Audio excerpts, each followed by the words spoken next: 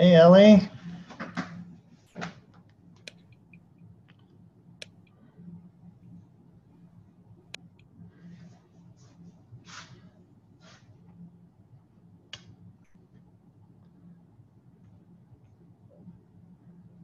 Speaker to you.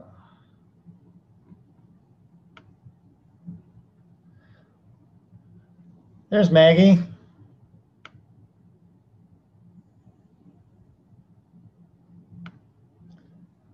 Let's see, can you unmute yourself, Maggie? Can't hear you. Can you hear me now? Yeah, let me turn my volume up. There we go. Got it. Cool. Good, got a good crowd. Hey, Lloyd. How's it going? Good, good. Good to see your face. Looking forward to seeing you when you come to DC. Yeah, we're getting ready to start pitching it on the website, so we're gearing up as we speak. Perfect. Go. So yeah, be sure to pass it on to all your guys. Sure will. Yeah, thanks. Hey, Lisa, I'm going to see you tomorrow. Yep, you will see me tomorrow. Hey, Laura. Good to see everybody. Hello? Let's see. I'm going to, hold on. Turn on my other monitor here.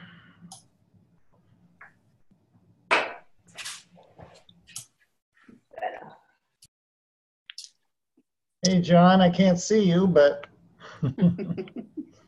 I can tell you're there. And Cheryl, I'll see you tomorrow too.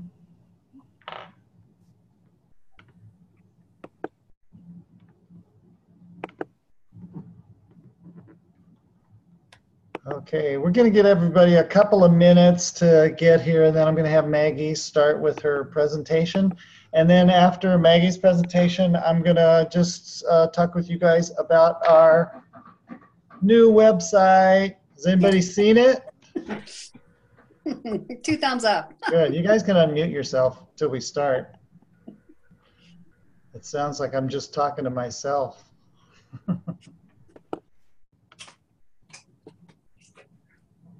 Good.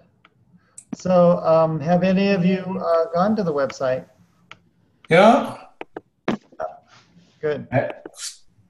It's been a lot of work, but really valuable. I think it's turned out great. I love it. I love the new design, logo, all of that stuff. It'll take a little bit of time to switch everybody over to the new, all the new logos and things like that. But hey, John and Hyungak. Hi. Okay, fine, we got it. Well, why don't you have a chat? Really? So But I'm looking forward to it. It's so much better organized, and oh my God. And the whole website and all the classes, everything's going to be mobily optimized. Finally, we're in the 21st century, so it's going to be good. All right, so so Maggie, I'm going to have you start your presentation. Okay. I can't hear you, so you're going to have to unmute yourself or. I'm not muted, but can you hear me Turn now? your microphone up. Can everybody hear Maggie? Yeah. Yeah. Yes, yes. Can you hear me? Yeah. Okay, how's that? If I stand really close to the computer, is that better? Oh, that's good. Okay, I'll just stand close. I don't All right. have a big voice. Well, Okay. Get rid of that light there. So thanks for joining me, everyone. It's really great to be on a meeting and to just share the time with you. I'm going to introduce you to a concept and a feeling that I normally teach in a 4-hour professional development workshop to Pilates teachers. It's called Palmer's Portal, and really The essence of the workshop is connecting to the energy of the palm Is of that how? the hand to create a more clear and organic and simple connection to the center of the body, and then using that in walking and running, so that it's more of a connecting to the center and aligning our arms and upper torso becomes more of a sensorial experience rather than a I don't know, like a biomechanical thing or something we have to do to ourselves. So that's very much in the essence of Qi running, and I think that all of the form focuses in the Qi running technique actually create the same product and enable us to connect to the energy of the palm of our hands. Does anyone have anything to say about the hands? Anything that they do? Like, does anyone have a job where they use their hands a lot? Yeah. Job for 17 years that I used my hands for. I was a woodworker. So yes. That's all I used was my hands and my core. And so I learned how to connect the two. And, but in running, it's different. That's why I'm really fascinated about this subject, to see how the hands operate, you know. I mean, I use my hands in Qi running as when I'm gathering and issuing. I open my fingers, close my fingers, open them if I'm, you know, Right. I use my hands that way. But in terms of any other way of feeling it, this is new to me, so I'm really curious about it. Okay, great. So the opening and closing, I've worked with sprinters who would use a similar kind of action with the palm. Yeah, and the hands for a sprinter are very important. The way they hold them and use them, and no less important for a distance runner. But I think that things get lost in the world of distance running. There's a lot of funny things going on with the arms out there. So the palm of our hand, it's a portal through which we sense, but it's also a transceiver of information and a source of support. The hand is abundant in sensory nerves, like it's a hive of sensory nerves. So the two key kinds of sensory nerves are the exteroceptors. So exteroceptors receive information from the external environment through the skin, touch, and the special sense organs. So these are abundant in the skin of our hands. So we have the senses of touch and the sense of movement. Proprioceptors are located in joints, tendons, muscles, and ligaments. So our hand is basically just joint, tendon, muscle, and ligament, and quite a lot of, amazingly, given the small space it occupies. So the proprioceptors located in these tissues record information about the position of the body in space, its movement, and the relationship of body parts. So I think we've all experienced that when you have a disorganized arm drive, your proprioceptors are kind of sending the message to your body to try and stabilize, and then all the wrong muscles will be stabilizing your body. And your proprioceptors are just doing their job by letting the body know that something needs to try and work to get organized. And then the contrast is the messages that you get when you have an aligned arm drive. Your proprioceptors are still speaking to your body about organizing in space, but instead of the wrong muscles connecting, our core will connect to support or maybe move in sync with the arms. So when everything's aligned, we get that really nice, clear communication, and everything works as it should, or as it's designed to work. So the other kind of sensory nerves are the interoceptors, and they're the ones in your internal organs and in your viscera. So the last presentation I gave anyone who was here is very much an interoceptive sense. So we're going exteroceptors and proprioceptors today.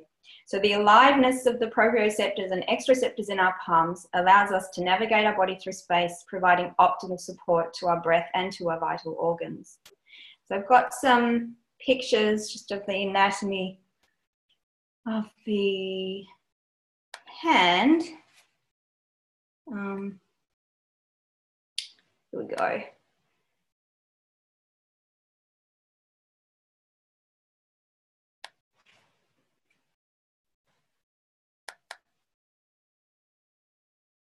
Right, this is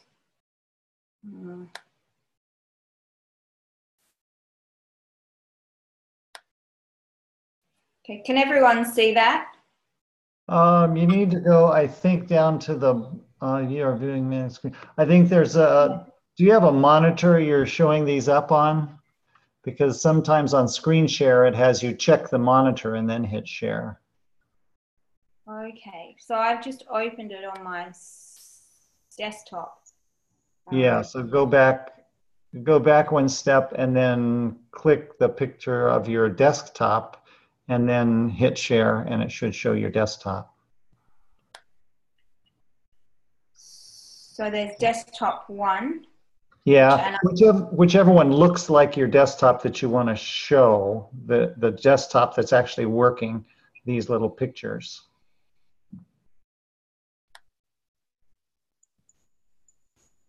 There you go. There you go. Okay, so can you can see the picture of the cartoon picture of the. Yep. Can you see the cartoon picture? Yeah. So that's just a representation of the abundance. So the parts of our body where we have the most sensory nerves. So we can see the enlarged size of the hand. So that's from an article I found on the Correctos website. The article was actually about the feet. So everyone see that? Yep. And then the next picture is just the bones of the hand, really just nice and simple. And does it help when I do the enter full screen? Is that better, guys? Yeah. So it's just seeing like, okay, great. So just noticing the number of joints. So the joints like at the very top of the finger and then, you know, the next finger knuckle and the next one, and then these little joints where our hand connects into our wrist and, you know, every finger. So that every joint is a hive of proprioceptive activity with its joint movement and tendons, and they all send beautiful messages back to the brain and the rest of the body. Another one.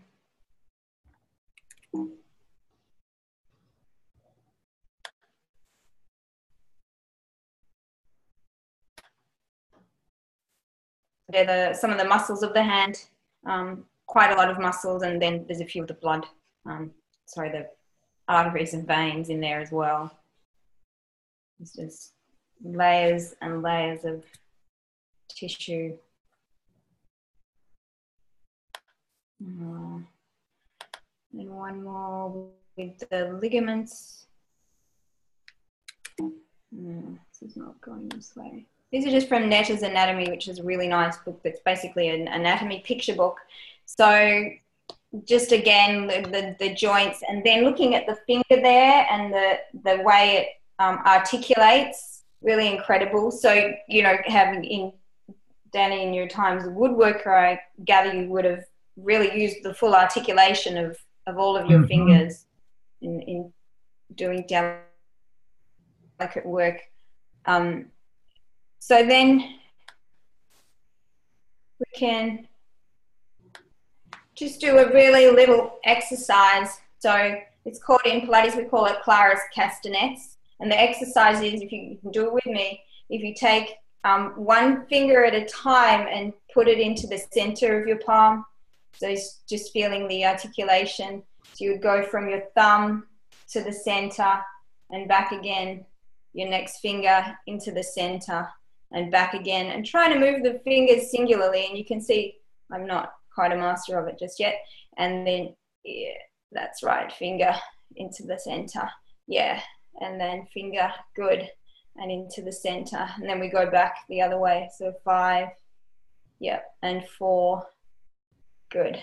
So you're feeling the articulation of all of the finger bones and then the palm of the hand, because your fingers grow out of your hands. Yeah. And then take your other palm.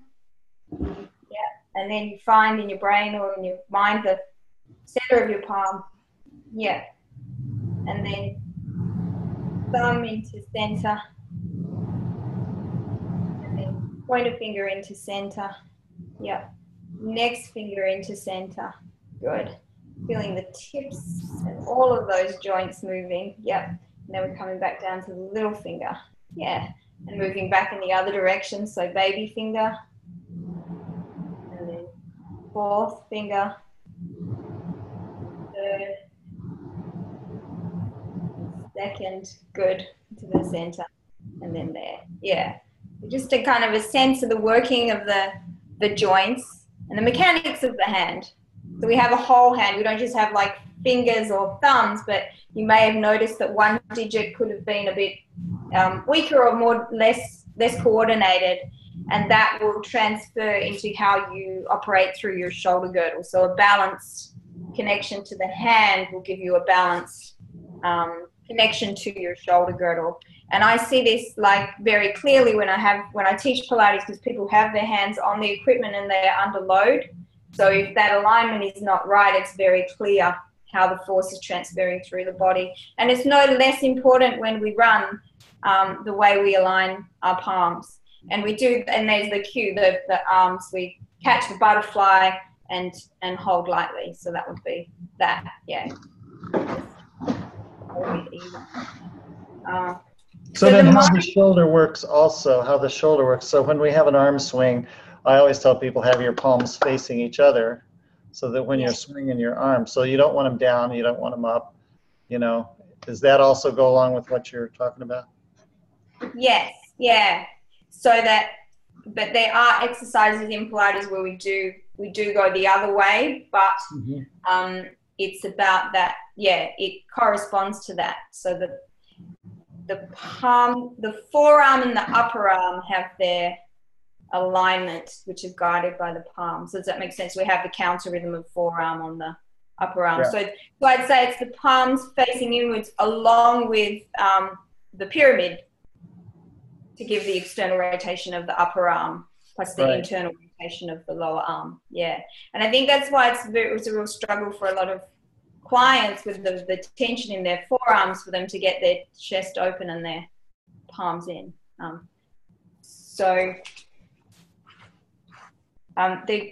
Because of in my experiential anatomy study, we say that each tissue has a different mind. There's the mind of the tissue.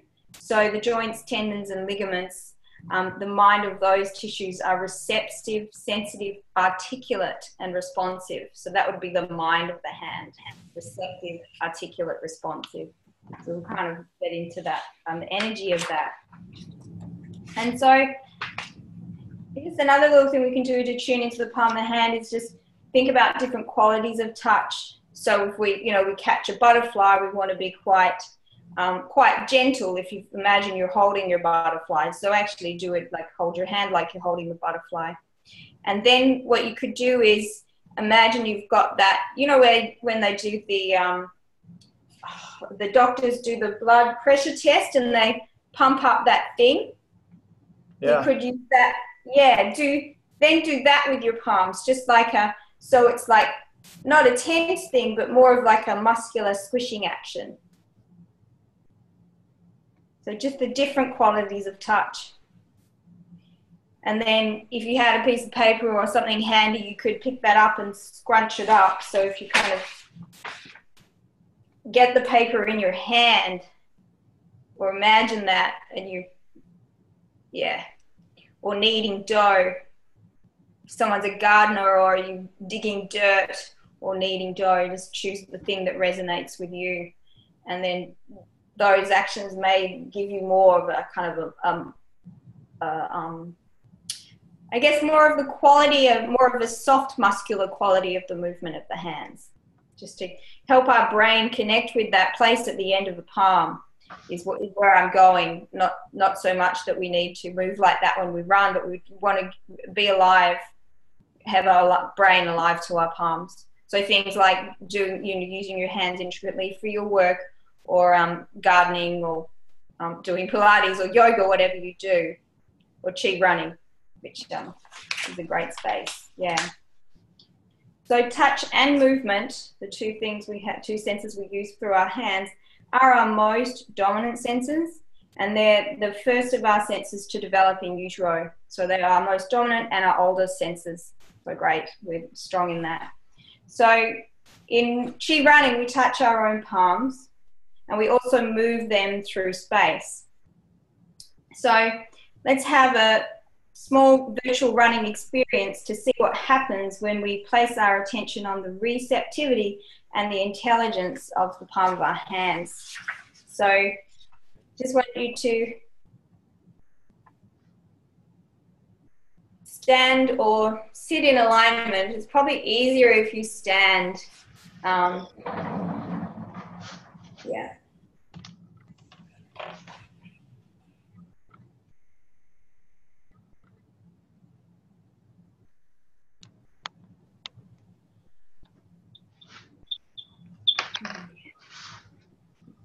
Okay, great. So using all your good chi focuses, so be sure to have the right alignment of your feet. So the equal distribution and the sensing of that through the sole of your foot, and then connect to your dantian, and then lift up through your crown. So just a very quick run through. But then think of, so if you hold in your palms two imaginary balls of energy, so not unlike the energy that we have in our dantian. So you're holding on to those balls of energy, and then bringing your hands into alignment as if you were about to start chi walking or chi running in first gear. And then just start doing your chi arm drive, but have your main focus on your hands in space. So just a little bit of movement of your arms, yeah, and just your focus is on noticing, or awareness. Let's say your awareness is in the palm of your hand. So you've just got those two balls of energy, and then it will probably be easier to feel the palm of your hand if you let go of any extra tension in your shoulders or your arms or your neck. Yeah. And then feel the lift through the crown of your head. So I find that maintaining good postural alignment and relaxing the shoulders is the first step to actually kind of finding your palm. Yeah. And then just settling into sensing through the balls of energy in your palms. Yeah. And does that relate to the ball of energy in your dantian? Yeah. So what I feel strongly is a real synchronicity between the palms and the dantian. And then maybe keep doing the arm drive, but see if you can take your attention away from your palms.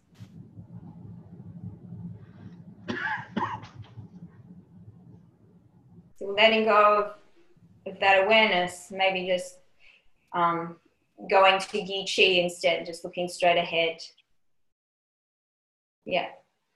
And then come back to the feeling of your balls of energy. So you're holding on to them again.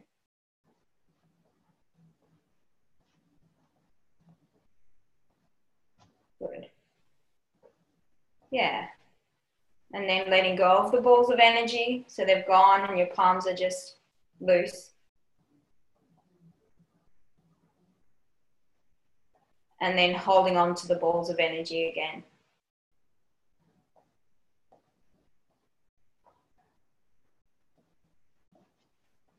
Yeah, good. Okay, that's great. So then if everyone can just tell me if you experienced any contrast between attending to your palm and not attending to your palm. When I let go of my palms, well, when I'm gathering, I feel a distinct connection between the energy in my palms and my dantian. I can feel it all kind of connected up. Yeah. When I let go of my palms, the energy in my dantian has a tendency to feel dispersed. It feels less focused. It feels spilling, you know. It just, it's like turning an on-off switch, you know. Yeah. Yeah. But I'll let somebody else talk too, see if anybody else has. Yeah. Thank you, Danny.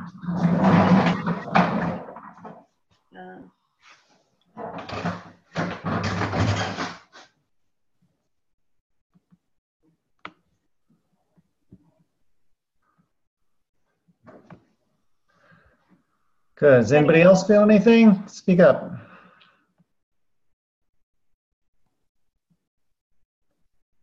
It's okay to say you didn't feel anything. Can you hear me? That's Is it feedback. Can you hear me? Hi, Alan. Yeah, we're gonna hear you. Alan. Yeah, I felt like an energy as the palms are moving. I just felt a communication with the energy in the dantian. Yeah. You could almost feel it. It's like a sensation. Yeah. Right. Right. I felt the motion, but I guess I wasn't 100% sure what it should feel like. So I couldn't distinguish between what I normally feel and if I was feeling something different. So maybe I was already feeling it already. So I'm not quite sure if I made a distinction between my normal feeling of when I move my arms with that position or something new. Yeah. Yeah. Okay. I kind of felt like I had energy in the tingling that you would get from doing chi on it, that when I had my hands more holding the orbs, it felt more to me like I could have the energy kind of tingling through.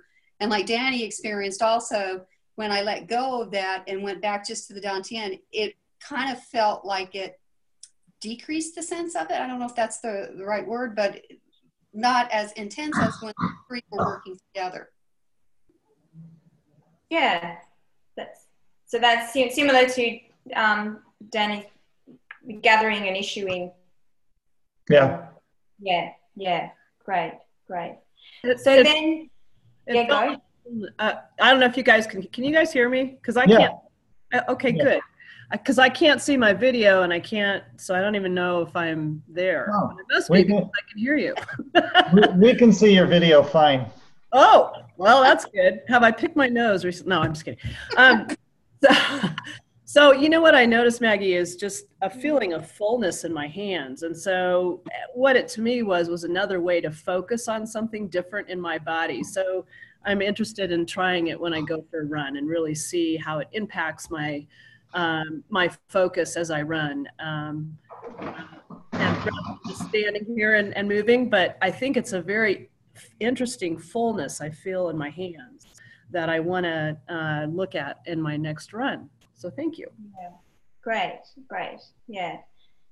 I find it particularly helpful in chi walking and downhill running is where I find the hands to really help. So what I'll do is just take you through a couple of mini movements and to continue with this thing. And this is just arm circle. I call it snow angel arms. So I was introduced to the joy of a snow angel in Canada in -30 when a freight train stopped and I was standing there waiting for it with a bunch of school kids who were doing their snow angels. And yeah, that just made my day because that was a tough moment for an Australian girl in -30, standing there for 10 minutes. So the snow angel, yeah, fills my heart with joy. And so here, if you're standing again in your chi alignment, connecting to the sole of your foot, distributed evenly, weight distributed evenly on the earth, feeling your dantian and the lift through the crown of your head. And then, can everyone still hear me? Because I'm going to stand back a bit. Yeah, we can hear you fine. Okay, great. So then you've got the balls of energy in your arms, and you'll just keep your attention, your awareness in the palm of your hand as you simply lift your arms up, and that could be on an inhale. You want to make sure you make it all the way up to the level above your shoulder joint. That's good. And then exhale, you'll feel the engagement of your center as your arms come back down again. Yeah. So could it be that your arms are like an extension of your body? So like a starfish, as you inhale, you come up, your arms grow out of your center, and they do embryologically. Our arms grow out of our center. Yeah. And then exhale as your arms come down again. Yeah. And then just transfer the weight, let's say, to your right leg, and do the same thing again. So again, attention in the palm of your hand, and maintaining your good postural alignment, that consistent balance through the sole of your foot. Lift through the crown of your head. Sense of your chi. Transfer the weight to your left leg. So again, good. Yeah. And exhale. Yeah, good. And then transfer the weight back to your right leg again. On the platform of the sole of your foot and the connection to your dantian, and then lift your arms. So we're looking for a constant connection to the sole of the foot, constant connection to dantian, and a constant awareness of the balls of energy in the palm of your hands. Or just the place wherever your hand is, the place of your hand in space, transferring the weight back to your left leg. Yeah, so coming up. So as your hand moves through space, the proprioceptors are sending a message back to your body to stabilize. And if your body is aligned, your posture is aligned, then you'll be able to stabilize with your deep core stabilizing, the great masters of stabilization, rather than the muscles transferring the weight across again, rather than the muscles of your shoulders and your neck. So simply maintaining your alignment and your connection to your palms should feed into a little bit of a nice response from your dantian. Yeah, and one more time, your arms come up. Yeah. Yeah. And then down. Yeah.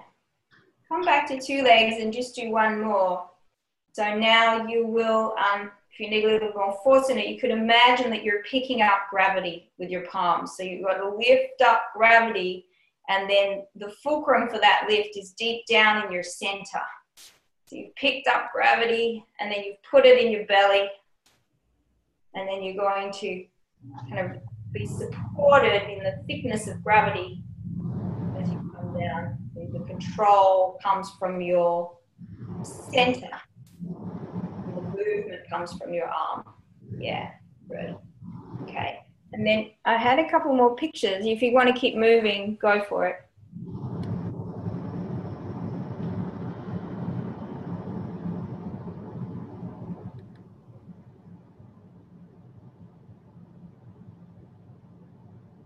So this is like the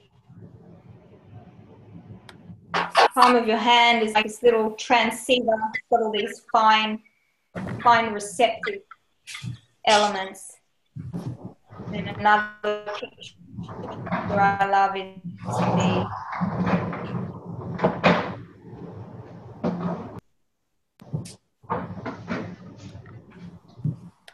the leaves. It's almost like the leaves on the tree. It's just, it's the thing that reaches out at the tips of.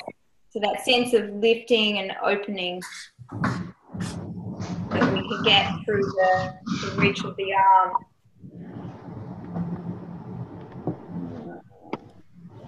And then my favorite,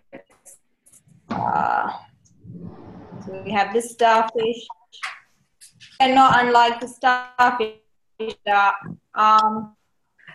center. We have our starfish arm, our starfish crown, and our starfish legs. I'm just giving you a few images because I think that sometimes we each connect quite clearly to a different one. This is we think of the palm of the hand connecting us into our center, and that the white-bellied tree frog or gecko kind of gives us a nice visual of that palm to center front body connection. And thinking, keep running, we really do become a four-legged animal, and your primary movements become very trendy. And really, we're just doing it all the time. If we're looking for 50% load, 50% of the work in the upper body, that's a quadrupedal mindset as far as I'm concerned. And the quadruped is on his or her hands all the time. Yeah, really utilizing that front belly, which I guess is why the downhill running and the palm connection really resonates with me. Put your body right on top of that connection to your palm, and if that's not clear enough, it's not as stable. So then if you lift, so we have another, just go back to the palms, we'll just do another arm drive sequence. So inhale, lift up through your arms. So we'll just do a little mini virtual running experience. Now your palms are up there to tell you how much space there is above the crown of your head.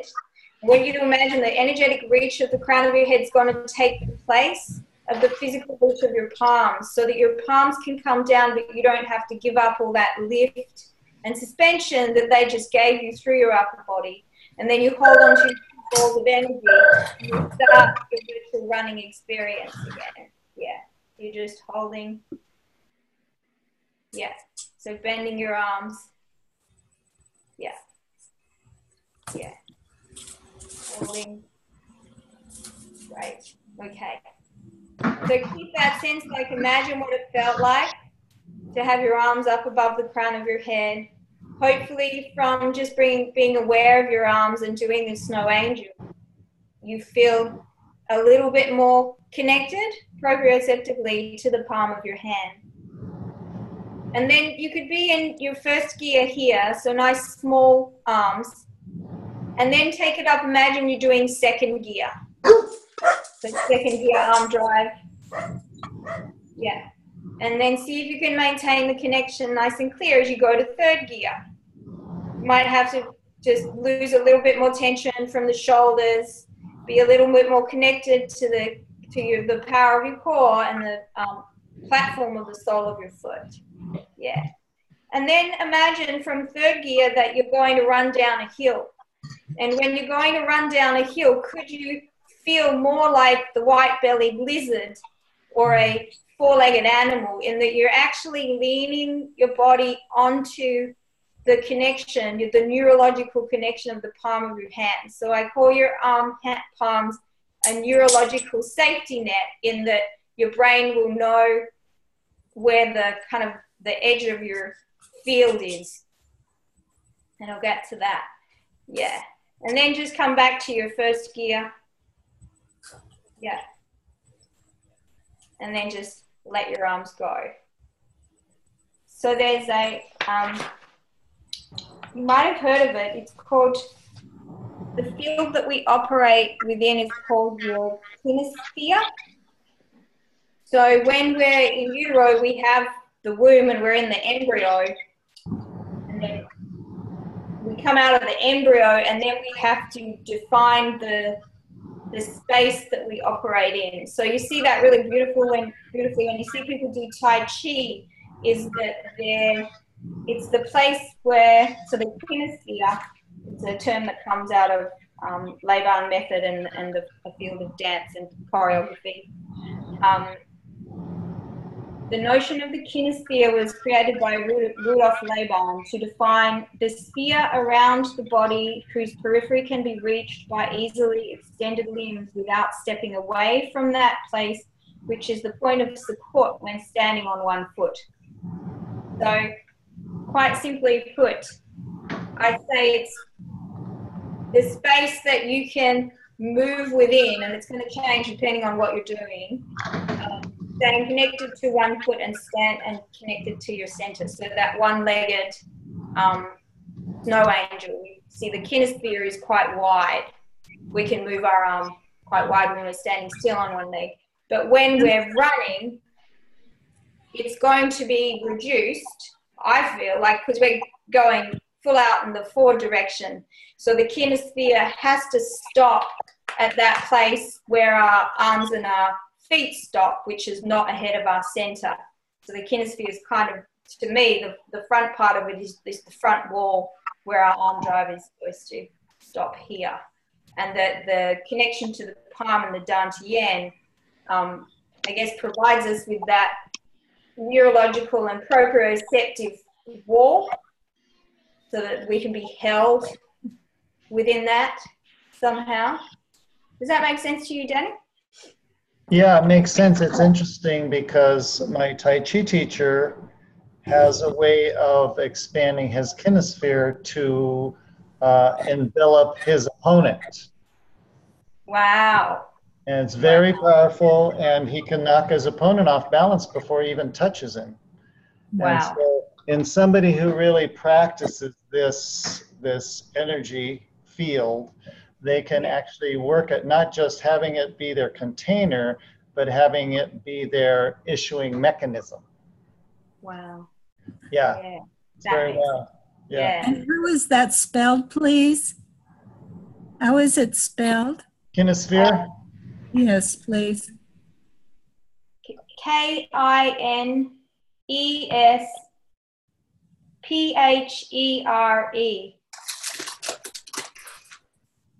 Thank you. Yeah. So I'm curious to know, Danny, what do you feel like? What do you feel is the kinesphere in Chi running? Do you think it's defined, or it depends on the person? I think it depends on what you're doing. It absolutely depends on the person.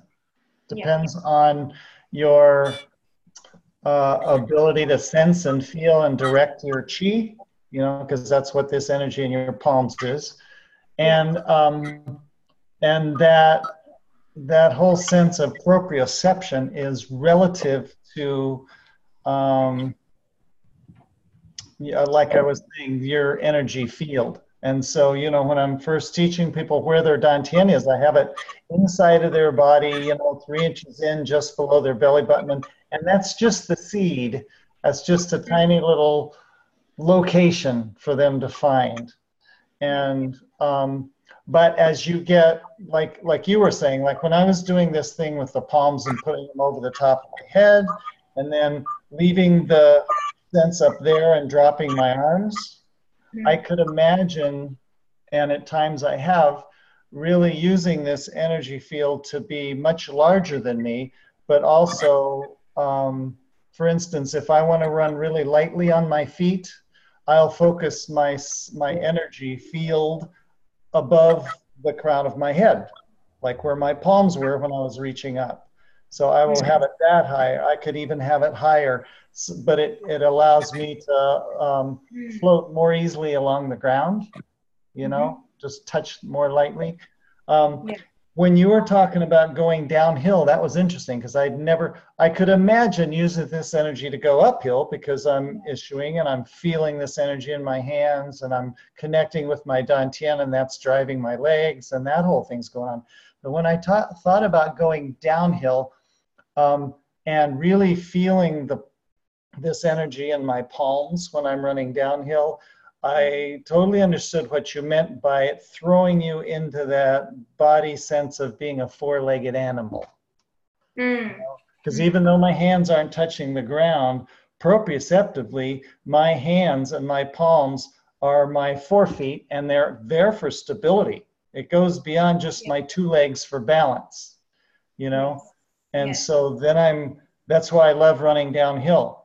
And that's why I can't imagine running downhill without hands. You know what? They play such a huge role in grounding you to the ground you're moving over, even if it's coming up really fast at you and you're like cruising down some hill. My hands, at least, play a really distinct part in making me feel grounded when I land, when I'm jumping around logs, when I'm doing everything. If I didn't have my hands, there would be so much less connection to my feet. And so I agree with you, that whole thing with your hands is more maybe a vestige of being a four-legged animal at some point. But now it's more, the upper part is that more of that invisible connection with the ground. Your lower body is the physical connection with the ground. And it's a nice blend, because feeling really grounded on the ground, but also feeling really airy and light really changes how I interact with the ground, you know? So I'm not heavy. I'm not like plodding along. I'm not, you know, it's a real different sense, you know? So I can see how, when you ask me, does it depend on the person? Absolutely. It depends on how much you focus on this, or how much you play with it when you're out running, or how much you experiment with, wow, what if I did this? What if yesterday I was running down a hill doing a windmill with my arms, just to see what it felt like. You know, I'll try anything, you know, to see if it affects what. And so it is, I really feel what you're talking about here. You know. So at your level, you can run and have a wider kinesphere. Absolutely. And actually, that can be generating, and I feel that when you do that, it's like, well, you have a great response from the torso muscles. Yes. Hey Maggie. I want to, you know, I think from a practical aspect in teaching students, I mean, one of the big challenges is getting people to understand the importance of arm swing. Especially, I mean, that is huge. I mean, you can only say it a couple times and then it sounds too repetitive, but to get people to feel the connection between arms and legs, like Danny's talking about, is enormous. So I'd like to take this into, especially with my private instruction, not so much so in the class, because I don't know that I'd have time for this, but in a subsequent follow-up, is take this and apply it to my students who are having trouble with arm swing. And I got a ton of them. I mean, you know, just teaching them how to do this is not enough, but having them feel the energy like you had us just feel in their hands and in their palms, and how that, you know, how Danny's talking about how it's connected to your dantian, how it's connected to your feet. It's enormous. That's my takeaway from your talk today, for sure. What really works for me, and I guess because I work in Pilates and we have a lot of quadrupedal movements, is just to pretend I'm a four-legged animal. And in my experiential anatomy, we did a lot of work with crawling, and we could just do that really quickly, is just to take a few steps forward and a few steps backwards, just to kind of put your body on your arms. So I don't know if you can see me here, but say the thing that a lot of people do is they'll reach too far. So it's like, okay, we want to just move my body very gently on top of my limb. So just the tiniest step, so you can put you on that. So if anyone wants to have a go. And then when I come up to standing, I still keep that sense of having some weight or connection to my palms, so I stay in that front energy.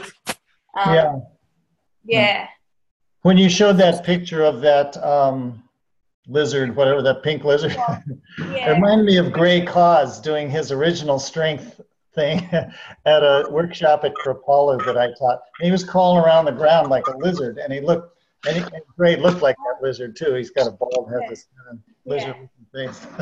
Don't tell them I said that.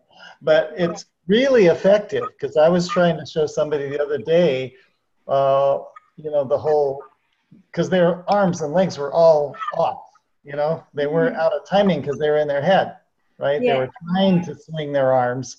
And that everybody here is probably experienced trying to show somebody the arm swing. As soon as you have them walk or try to run to the arm swing, all of a sudden their arms and legs on each side go with each other. They don't do cross crawl.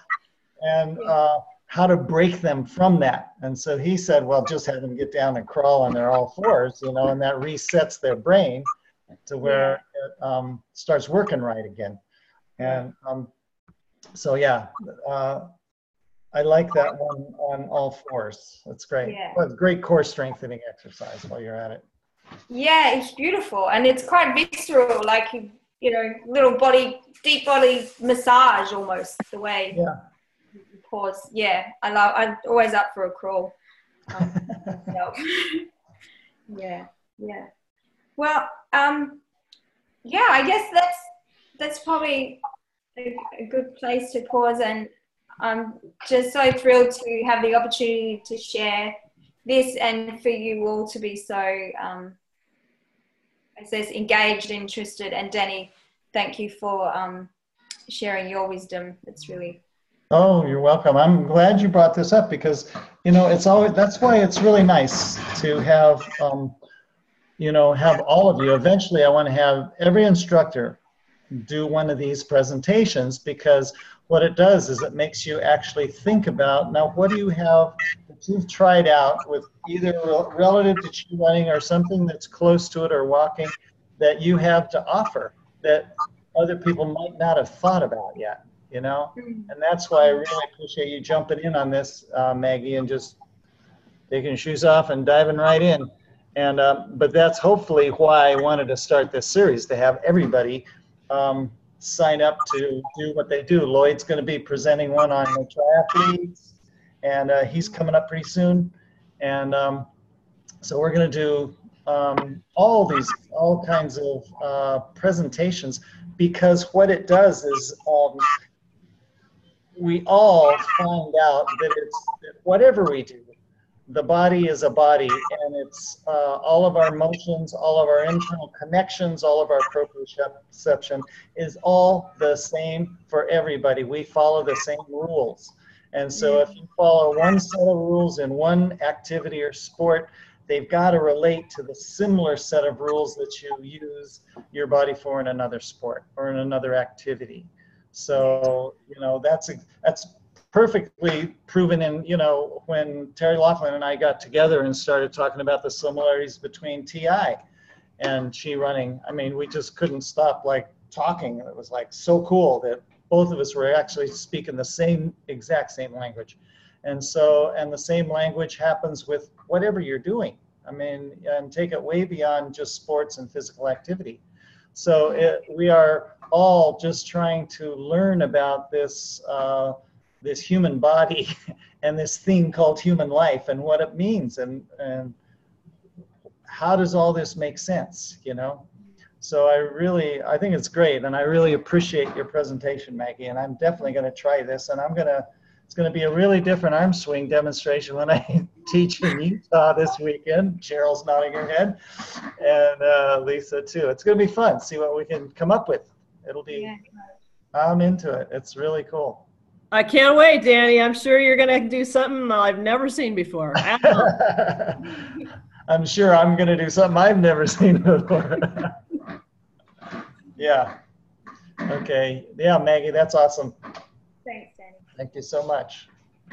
And so if any of you have even a small idea, anything that you want to do to help people connect to their body or connect to a new way of seeing their body or experiencing their body, please speak up.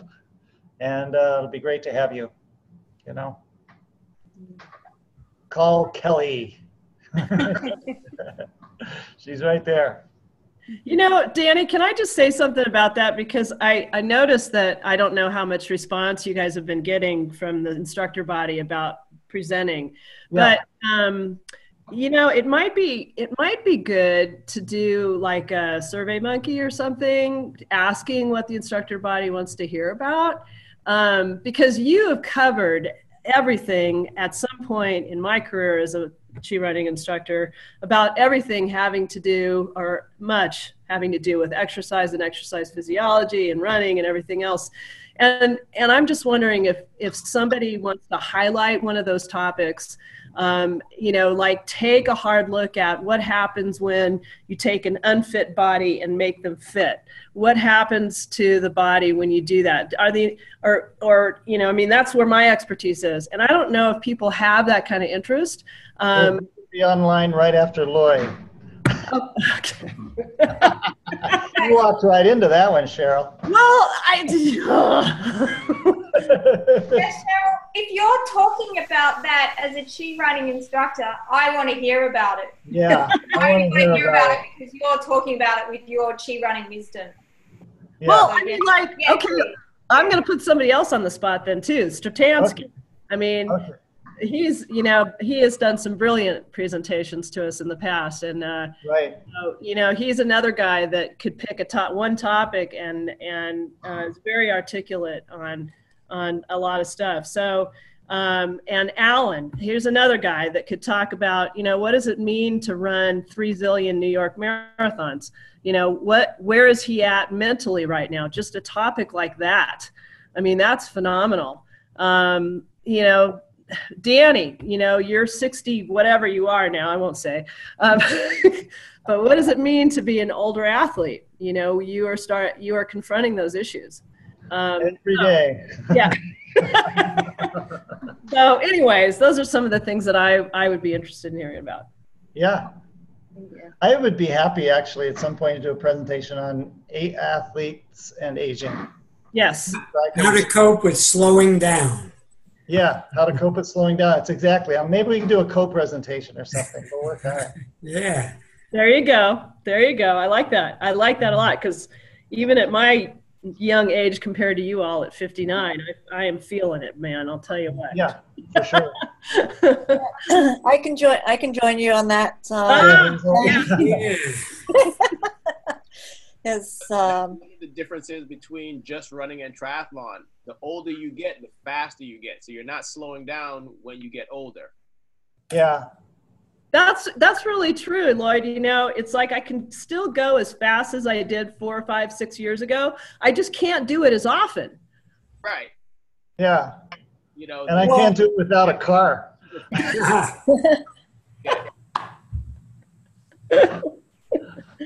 think it's more technique as you get older. I agree. What happened to the runner's high? Now it's the runner's tiredness. Yeah.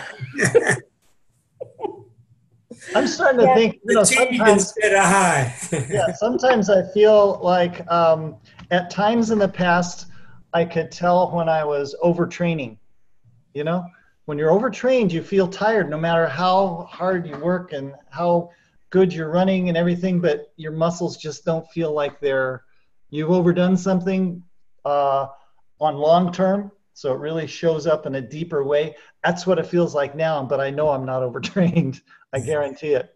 Yeah, that's a good way of putting it. Absolutely. Yeah.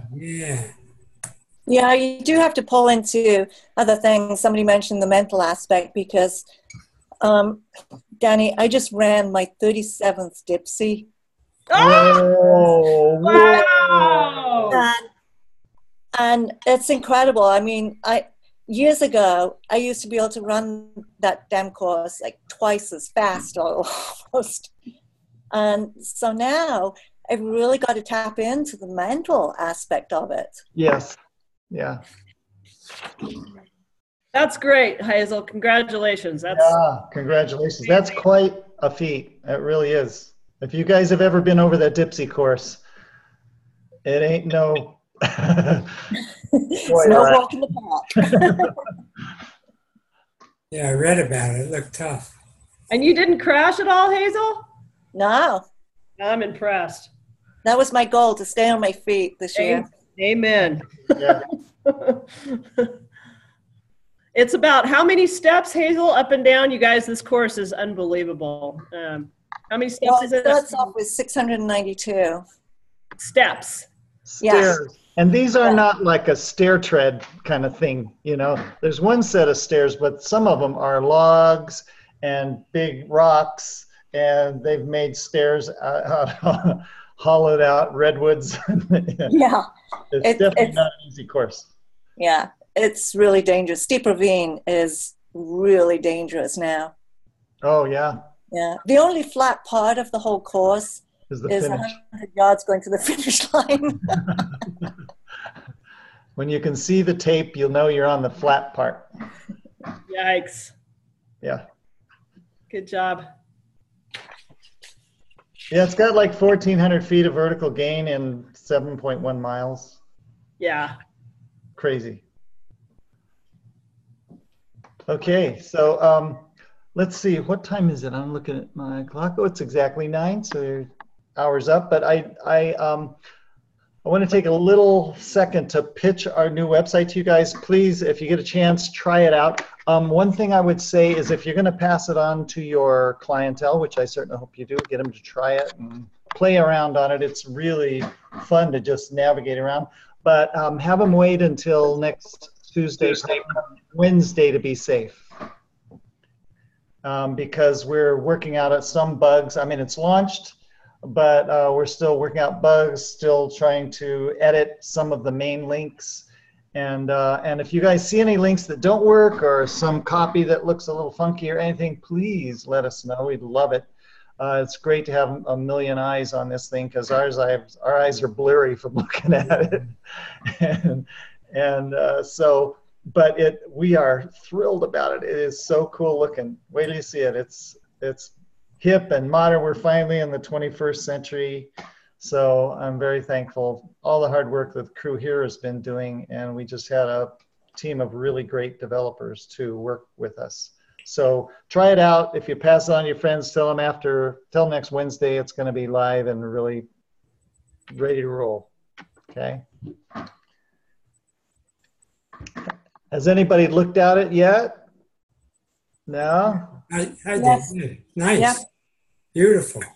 You saw it, Alan? Good. Yeah, What's your first impression? Really nice. Colorful graphics. Beautiful. Yeah, good.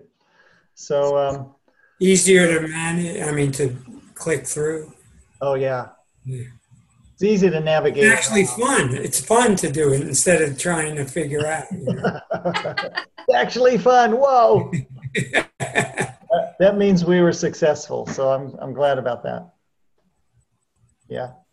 Okay, so you can't just go chirunning.com right now because it's live. You have to go in. We can go chirunning.com. Oh, okay. Yeah. You said it wouldn't be live until next week. No, it's live right now. It won't be completely 100% bugged out. Unbugged. Okay. I just clicked on it. It is pretty cool looking. It's really, yeah, there's a couple of things we're still, things came up. And so we're hoping by next Tuesday, Wednesday, you can announce it and we'll fix up some of the obvious issues. We're going to do some marketing around the launch and some contests and giveaways and discounts and sales and all kinds of stuff. So we're really trying to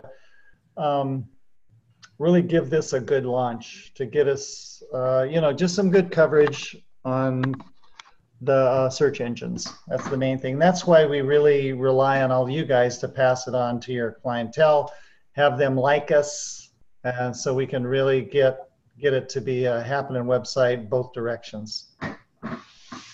And yeah, because a new website, getting it to show up in search engines, you lose a little bit of your former ranking by switching. So we're climbing back up the mountain a little bit here, so it'll be great to get some help. Yeah.